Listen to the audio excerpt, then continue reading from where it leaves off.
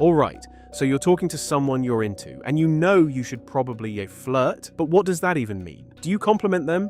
Make a joke? Touch their arm? Stare intensely into their eyes like you're trying to read their mind? Most guys think flirting is this mysterious skill that some people are just born with. But here's the truth. Flirting isn't mysterious. It's just conversation with a little bit of playfulness mixed in. And once you understand the actual mechanics of it, it's not that complicated. Stick around because by the end of this, you'll know exactly what to do. And if you've ever felt clueless about this stuff, hit subscribe. Here's what most people get wrong about flirting. They think it's about what you say, like there's some perfect line or technique that unlocks attraction. But flirting isn't about the words you use, it's about the energy you create. Think about it. You've probably seen someone say something totally normal and it lands as flirty. And then you've seen someone else say the exact same thing and it's just weird. Same words, different energy. So, what's the difference? The difference is whether you're coming from a place of confidence or desperation. And here's the good news. All of that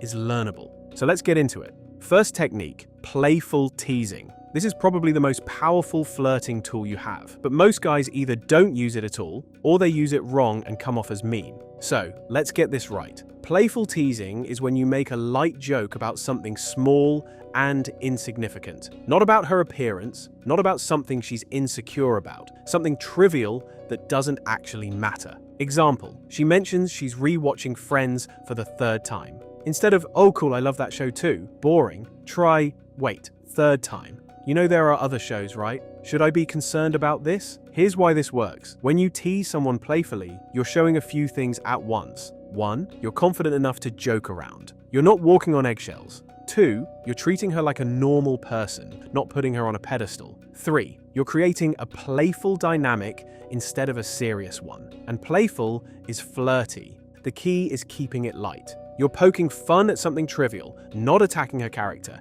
If she laughs and plays along, you're doing it right. If she gets defensive, you went too far. Second technique, strategic compliments. Notice I didn't say don't compliment, I said strategic compliments, because compliments absolutely work when they're done right. Here's the difference between a generic compliment and a strategic one. Generic, you're really pretty. Strategic, you have good energy, like you actually seem interested in the conversation instead of just going through the motions. See the difference? The first one is about what she looks like. The second is about who she is as a person. Generic compliments are forgettable because she's heard them 1,000 times. Strategic compliments stand out because they show you're actually paying attention. Here's why this works. You're complimenting something about her personality or behavior, not just her genetics. That shows depth. That shows you're seeing her as a complete person, not just a pretty face. And here's the key. Say it once and move on. Don't fish for a reaction. Don't follow up with 3 more compliments. Drop it, let it land, and keep the conversation moving.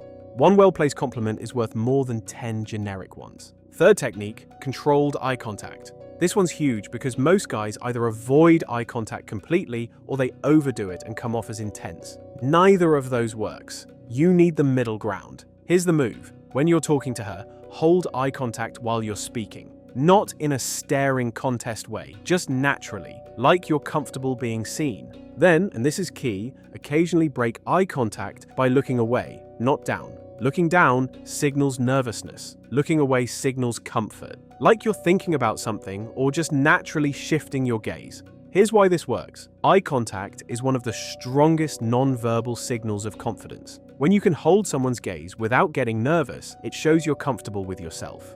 But if you never break eye contact, it gets weird and intense. So, you want to create this rhythm. Engage, pause, engage, pause. That level of attention is rare these days. And when someone experiences it, they remember it. Fourth technique, managing physical proximity. This is where a lot of guys get confused because they don't want to be creepy, so they just stay far away the entire time. But here's the thing, appropriate physical proximity is part of flirting. The key word being appropriate. Here's how to do this right. Start with normal conversational distance, about an arm's length. That's comfortable, that's safe.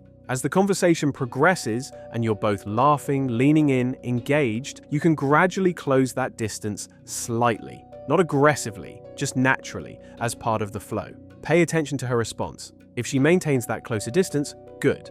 If she steps back, respect that and give her space. These tiny moments of appropriate physical contact build comfort and connection, but they have to be brief and natural.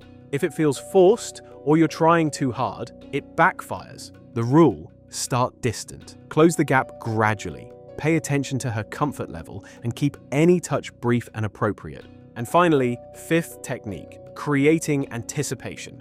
This is about knowing when to end the interaction while things are still good. Most guys think if the conversation's going well, they should keep it going as long as possible. Wrong.